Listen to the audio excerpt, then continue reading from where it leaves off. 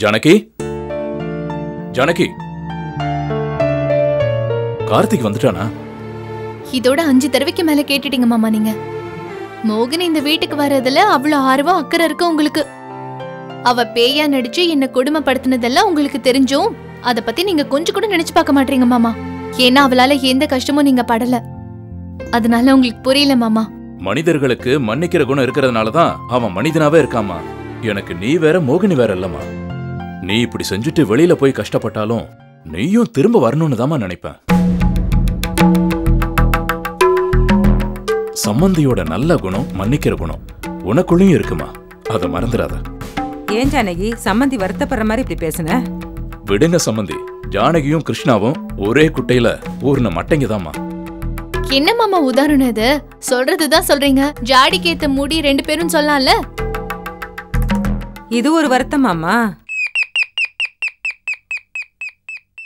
மாமா உங்க புள்ள வந்துட்டாரு. அம்மா எங்கப்பா? அவ வீட்ல இல்லடா, பயப்படாம சொல்லு. மோகினிய பாத்தியா, பேசுனியா? அது எப்படி மாமா பார்க்காம பேசாம வந்திருப்பாரு? இவர்தான் மோகினி வீட்டுக்கு வரணும்னு ஏகப்பட்ட முயற்சி எடுத்துட்டு இருக்காரு. ஏன் ஜானகி மறுபடியும் இப்படி பேசிட்டு இருக்க? பெரியவங்க ஒரு முடிவெடுத்தா அதுக்கு ஒத்துப்போ ஜானகி. ஆமா ஜானகி, தப்பி தவறி கூட மோகினிய வீட்டுக்கு அழைச்சிட்டு வரத பத்தி கிருஷ்ணா கிட்ட எதுவும் சொல்லிடாத. ஆமா ஜானகி, நேரம் பார்த்து உங்க மாமாவே சொல்லிப்பாரு. சரிம்மா, நான் உங்க விருப்பப்படி ஆடுறேன், கவலைப்படாதீங்க. மோகினி என்ன சொன்னா கார்த்திக், அத சொல்லு முதல்ல. மோகினி நம்ம வீட்டுக்கு வரதுக்கு ரொம்ப ஆசைதான்ப்பா, எந்த கண்டிஷனுமே இல்ல. ஆனா 2 விஷயத்துக்காக இப்ப உடனே கிளம்பி வரதுக்கு தயங்குறா. அது என்ன விஷயம்பா? ஃபர்ஸ்ட், அத்தைக்கும் ஜானகிக்கும் நான் இங்க வர்றது பிடிக்கல. அப்புறம் கௌதம பார்க்க ராமு மோகினி ஜெயிலுக்கு போனப்போ கௌதம் மோகினிய பார்க்கவே மறுத்துட்டானா. அதான் அவ இருக்கிற சூழ்நிலையில மன கஷ்டத்துல அப்படி சொல்லியிருப்பாப்பா. அதெல்லாம் சரிதான்ப்பா, நான் மோகினி கிட்ட பேசி பார்த்த வரைக்கும் அம்மாவுக்காகவும் ஜானகியை நினைச்சும் வர பயப்படுறாப்பா. அப்புறம் கௌதம் வேற பார்க்க பிடிக்கலன்னு சொல்றானே, இங்க வந்து அதனால குடும்பத்துல ஏதாவது பிரச்சனை வந்துருமோன்னு நினைச்சு பயப்படுறாப்பா. ஓ அப்படியா? அப்புறம் கௌதம் ஜெயிலுக்கு போனதுலேருந்து மோகினி மனசு உடைஞ்சு போய் இருக்காப்பா. அவ சரியா சாப்பிடலன்னு அந்த வீட்டுல இருக்கிற மாமி கூட சொன்னாங்க. அப்புறம் வேற ஒண்ணு கூட சொன்னாங்க. என்ன சொன்னாங்க கார்த்திக்? மோகினி இங்க வந்து தங்கறப்பவே அவளுக்கு நான் அட்வைஸ் பண்ணி உங்க வீட்டுக்கு அனுப்பி வச்சிருக்கணும், தப்பு பண்ணிட்டேன்னு சொன்னாங்கப்பா. அப்படியா சொன்னாங்க? ஆமாப்பா, அவங்களும் மோகினி புருஷன் வீட்டுல தான் இருக்கணும்னு நினைக்கிறாங்க.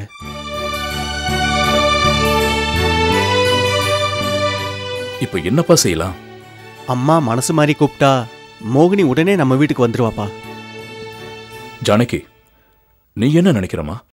நானும் கௌதமும் மோகினியால பட்ட கஷ்டம் உங்களுக்கோ இல்ல இவருக்கோ புரியாது மாமா. அத்தை வந்து மோகினி இருக்கலாம்னு சொன்னா வரட்டும், அத்தை மாரி நானே எதுவும் சொல்ல முடியாது மாமா. அவ்வளவுதான், இதுக்கு மேல என்கிட்ட எதுவும் கேட்காதீங்க.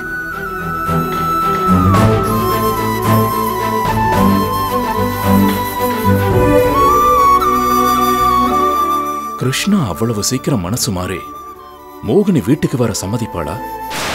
சம்மதிச்சா நல்லா இருக்கும். அவ கும்பிடுற எல்லா சாமியும் சேர்ந்து அவ மனச மாத்தட்டும்.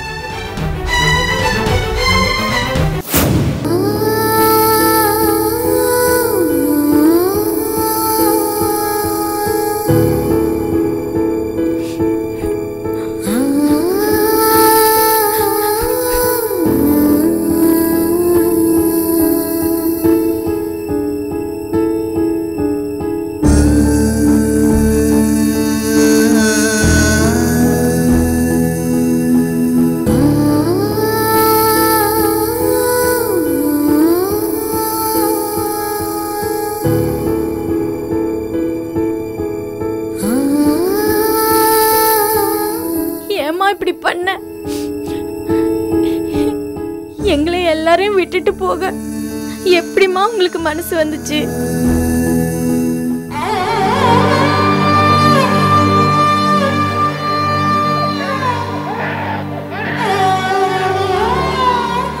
ராமுருகா, குழந்தைக்கு பால் ஆத்திட்டு வந்து கொடு போ.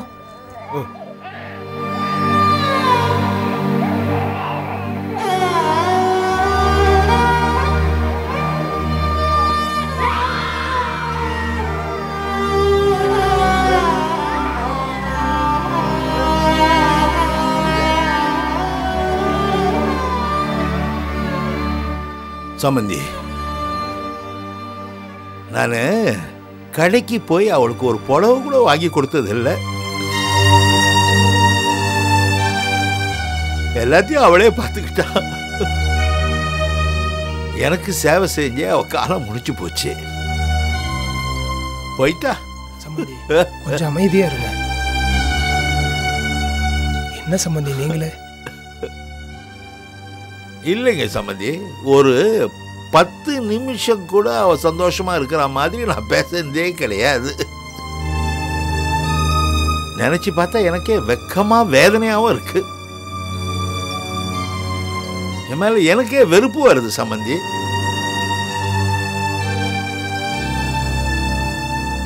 அவ வாழ்ந்த காலம் பூரா நான் அவளை ஒரு வேலைக்காரியா தான் பார்த்தேன். ஏதோ ஒரு குழந்தைய பெத்து போட்டு பார்த்துக்கிற மெஷின் மாதிரி.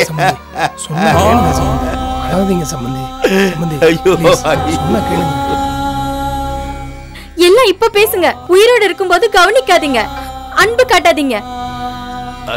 இருக்கிறப்ப வார்த்தையாலே கொன்னீங்க, செத்ததுக்கு அப்புறம் செஞ்சதை நினைச்சு அழறீங்க. எங்க அம்மாவை அநியாயமா கொன்னுட்டிய பாவி. இப்ப நல்லா அழுங்க.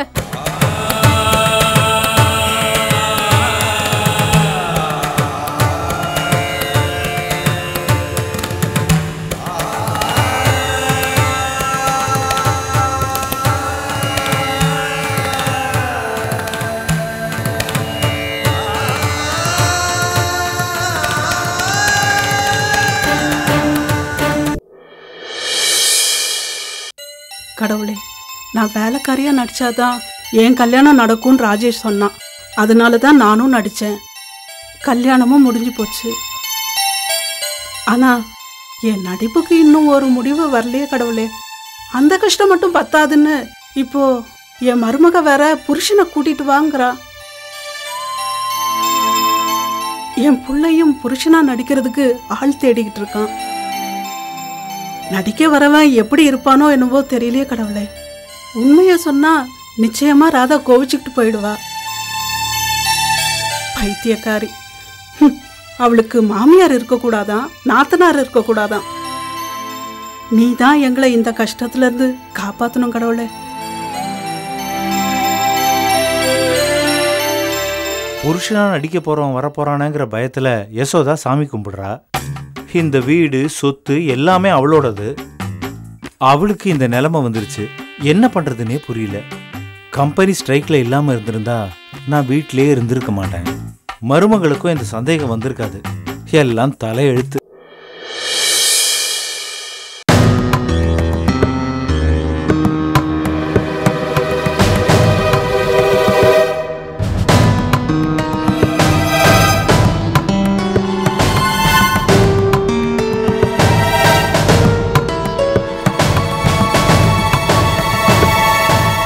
என்ன கார்த்திக், ரொம்ப நேரமா நின்று யோசிச்சுட்டு இருக்க?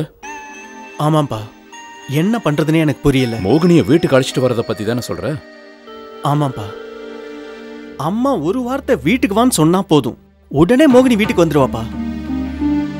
நீங்க இது சம்பந்தமா அம்மா கிட்ட பேசி மோகினியை கூப்பிட சொல்லுங்கப்பா. மோகினி இங்க வர்ற நிலைமையில தான்ப்பா இருக்கா. அவ இங்க வந்துட்டான்னா நம்ம வீட்டுல இருக்கிற இருள் விலகிடும்பா.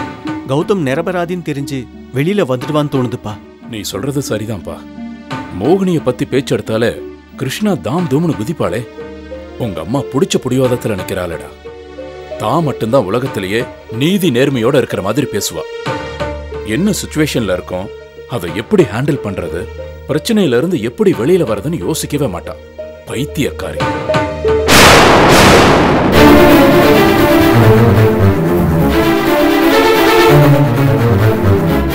பைத்தியக்காரத்தனமா எதுவும் கார்த்திக், அது வந்து எந்த முடிவா இருந்தாலும் சரியா எடுக்கணும். அது நான் என்ன சொல்றேன்னா, ஏன் இவ்வளவு தடுமாறுறீங்க மீனாட்சி? நீங்க பேசுனதெல்லாம் காதுல வாங்கிட்டு தான் வரேன். நான் பைத்தியக்காரி தான், அப்படியே வச்சுக்கோங்க. 4 நாளா இந்த வீட்டுல என்ன நடக்குதுன்னு நான் கவனிச்சுக்கிட்டு தான் இருக்கேன். அங்கங்க நின்னு மோகினியை வீட்டுக்கு வர வைக்கிறத பத்தி பேசிட்டு இருக்கீங்க. அதானே விஷயம்? இன்னைக்கு இந்த குடும்பம் இவ்வளவு கஷ்டப்படுறதுக்கு மூல காரணமே அந்த மோகினி தான். அதெல்லாம் உங்களுக்கு மறந்து போச்சா? இல்ல கிருஷ்ணா, வீட்டுக்கு வந்த மருமக வெளியில போய் கஷ்டப்படுறா. அதான். நீங்க என்ன சொல்ல வரீங்கன்னு எனக்கு நல்லா புரியுது மீனாட்சி. அவ நம்ம வீடு தேடி வந்து கௌதம கல்யாணம் பண்ணிக்கிறேன், பெத்தவங்களுக்கு சம்பள பணம் கொடுப்பேன், உங்க எல்லாரையும் எனக்கு ரொம்ப பிடிச்சிருக்கு அப்படி இப்படின்னு ரொம்ப நல்ல மாதிரி பேசினா. நானும் நம்பினேன். ஆனா அவ நடந்ததுக்கும் பேசினதுக்கும் சம்பந்தம் இல்லாம இருந்தது. குழந்தை மாதிரி முகத்தை வச்சுக்கிட்டு நம்ம எல்லாரையும் முட்டாளாக்குனா. அவளை திரும்ப இந்த வீட்டுக்கு கொண்டு வரணும்னு எந்த நம்பிக்கையில கூப்பிடுறீங்க சொல்லுங்க? இல்லம்மா, அத்ததான். என்ன கார்த்திக், அத்தனை இதோ ஆரம்பிச்சு? இல்லம்மா, மோகினிக்கு நீங்க அத்தை தானே, அத சொன்னேன்.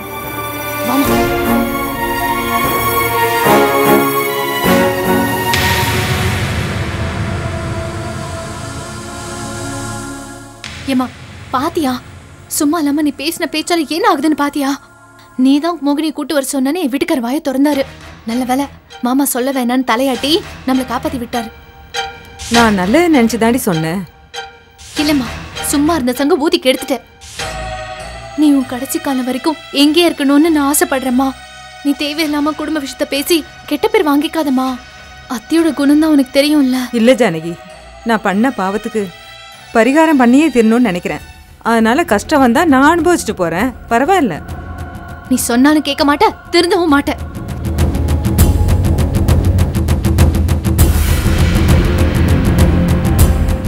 என்ன ரெண்டு பேரும் முகத்தை தூக்கி வச்சுட்டு நிக்கிறீங்க? முதல்ல என் பிள்ளையே ஜெயில இருந்து வெளியில கொண்டு வர பாருங்க. கௌதம ஜெயில இருந்து ரிலீஸ் பண்ணி கொண்டு வரதுக்காக தான் மோகினியும் போராடிக்கிட்டு இருக்கா. அவளும் இந்த வீட்டுல இருந்தா சேர்ந்தே முயற்சி பண்ணலாம். அதான். ஏன் மீனாட்சி உங்களுக்கு யோசனை இப்படி எல்லாம் போகுது? நீதானமா யோசிச்சுதான் பேசுறீங்களா? அவளாலதான் இவ்வளவு குழப்பம் நடந்திருக்கு, அதையும் புரிஞ்சுக்க மாட்டேங்கிறீங்க. மோகினியை பத்தி யோசிக்கிறத விட்டுட்டு கௌதம எப்படி கொண்டு வருதுன்னு யோசிங்க. வக்கீல் கிட்ட கன்சல்ட் பண்ணுங்க. வக்கீல் கிட்ட எல்லாம் பேசிட்டோமா? கௌதமுக்கு ஆதரவா எந்த ஆதாரமும் கிடைக்காதப்ப கஷ்டம்னு சொல்றாரு. வேற வக்கீல பாருங்க. பணம் எவ்வளவு ஆனாலும் பரவாயில்ல, நம்ம பக்கம் நீதி இருக்கிறப்ப ஏன் தயங்கி நிக்கணும்? நான் சொன்னதை செய்யுங்க. கார்த்திக், மோகினிய பத்தி கொஞ்ச நாளைக்கு எதுவுமே பேச வேண்டாம். கௌதம வெளியே கொண்டு வர வழியை பார்க்கணும். சரிப்பா.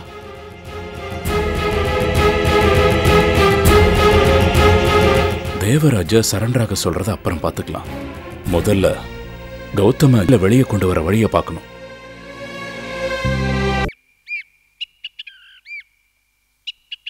அண்ணா இங்க தானே நிறுத்துங்க. மாமி, கிஷோர் வந்துருச்சு. எவ்வளோ ஆச்சு?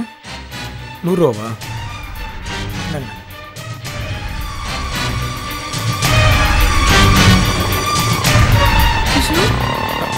என்னம்மா? கிஷோர், போலீஸ் ஒன்னு அடிச்சாளா? என்ன விசாரிச்சா? ஏமா நீ வேற, விசாரணைக்கு தானே கூட்டு போனாங்க, அது எப்படி என் மேல கை வைப்பாங்க? அன்னைக்கு ரெயின் கோட்ல இருந்த பிளட்டை சரியா கழுவாம விட்டுட்டேன், அதனாலதான் இந்த தொந்தரவே. பிளட்ட கழுவி இருந்தா நான் தப்பிச்சிருப்பேன்னு சொல்றானா இந்த கோவக்காரன்? பெரிய முட்டாள்தனம் பண்ணிட்டேன். ரெயின் கோட்டை வர வழியிலே கழட்டி வச்சுட்டு வந்திருக்கணும். இதான், எதை செஞ்சாலும் பிரச்சனை வராம செய்யணும். என்ன தம்பி, ஏன் இப்படி பேசுறீங்க? நீங்க பேசுறத பார்த்தா. ஏன் உங்களுக்கு சந்தேகம் வருதா? சும்மா எரிச்சல கலப்பாதீங்கக்கா. டேய் கிஷோர், கிஷோர், ஐயோ நம்மள குத்திர போறான். கிஷோர், போலீஸ்காரா உங்ககிட்ட என்ன விசாரிச்சா அத சொல்லு. கீதாவோட பிளட் குரூப் A1 பாசிட்டிவா, என் ரெயின் கோட்ல இருந்ததும் A1 பாசிட்டிவா, அதை பத்தி தான் விசாரிச்சாங்கம்மா. கீதாவோட ரத்தம் தான் ரெயின் கோட்ல இருந்ததுன்னா இவன் தான் கொலை பண்ணிருப்பான். கிஷோர், நீ அதுக்கு என்ன சொன்ன? அதை தான் உங்ககிட்ட ஏற்கனவே சொல்லியிருக்கேனம்மா. நான் கௌதம அரெஸ்ட் பண்றதை பார்த்துட்டு வர வழியில ஒரு பொண்ணு ஆக்சிடென்ட் ஆகி கிடந்தா. அவளை காப்பாற்ற ஹாஸ்பிட்டலில் கொண்டு போய் சேர்த்தேன். அப்போ அவளோட பிளட் என் ரெயின் கோட்ல பட்டிருந்தது. அதை தான் உங்ககிட்ட சொன்னேனம்மா. எப்ப பார்த்தாலும் இந்த கதையே தான் சொல்லிட்டு இருக்கீங்க தம்பி. நீங்க காப்பாத்தினதை நாங்க நேர்ல பார்த்தோமா என்ன? ஏ மங்களம், நீ செத்து சும்மா இருக்க மாட்ட? அவனையே இப்ப கோவப்படுத்துற? கிஷோர், ஸ்டேஷன்ல என்ன நடந்தது அதை சொல்லு. நான் சொன்னதை உண்மைன்னு தெரிஞ்சுக்கிறதுக்காக ஆக்சிடென்ட் நடந்த அந்த பொண்ணு வீட்டுக்கே என்னை அழைச்சிட்டு போனாங்க.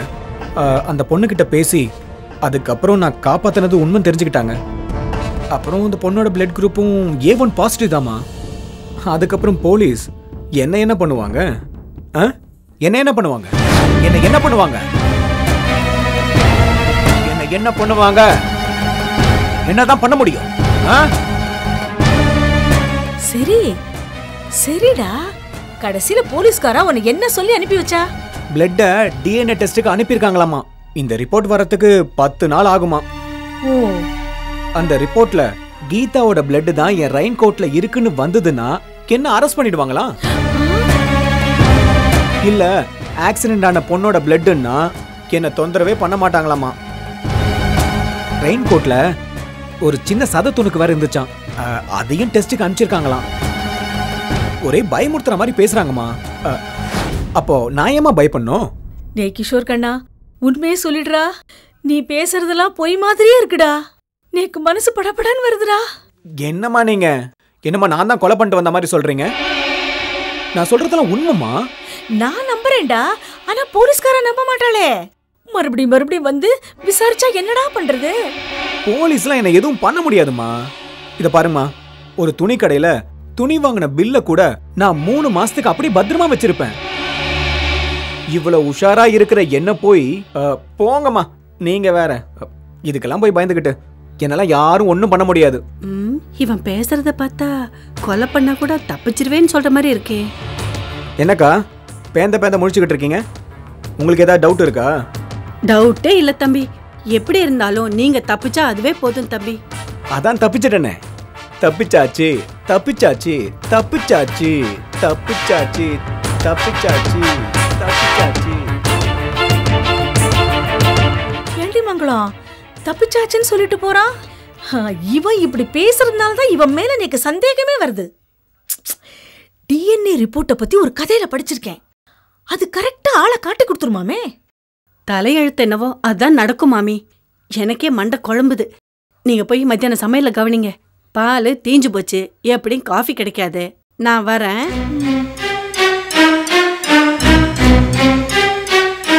பகவானே, எது எப்படியோ என் புள்ளைய காப்பாத்திடுப்பா.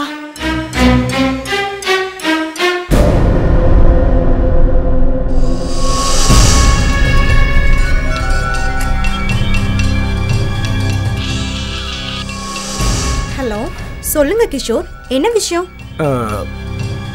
ஒன்றும் இல்லை. ரொம்ப தேங்க்ஸ் ஜனனி. கரெக்டாக பேசி என்னை காப்பாத்திட்ட. அது சரி, திடீர்னு போலீஸோட வந்து நின்னதும் நான் ரொம்ப பயந்தே போயிட்டேன். சரி, டிஎன்ஏ ரிப்போர்ட் வந்தா என்ன பண்றது? அந்த ரிப்போர்ட் வரும்போது பார்த்துக்கலாம். நீ எதுக்கு ரொம்ப கேர்ஃபுல்லாக இருக்கணும். Be careful, okay? நீயும் ஜாக்கிரதையா இரு கிஷோர். ஓகேம்மா, ஓகே. ஓகே, தேங்க்யூ, பாய்.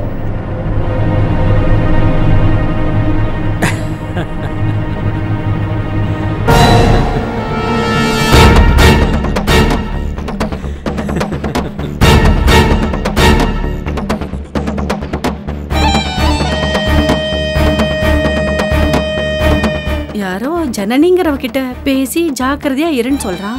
கீதாவோட பிளட் குரூப்ல இருக்கிற ஒருத்திக்கு ஆக்சிடென்ட் ஆயிடுச்சு. அவளை காப்பாத்துறப்ப அவ பிளட் என் ரெயின் கோட்ல பட்டுருச்சுன்னு போலீஸ் கிட்ட பொய் சொல்லிட்டானா இந்த கிஷோரு. ஒரே குழப்பமா இருக்கே.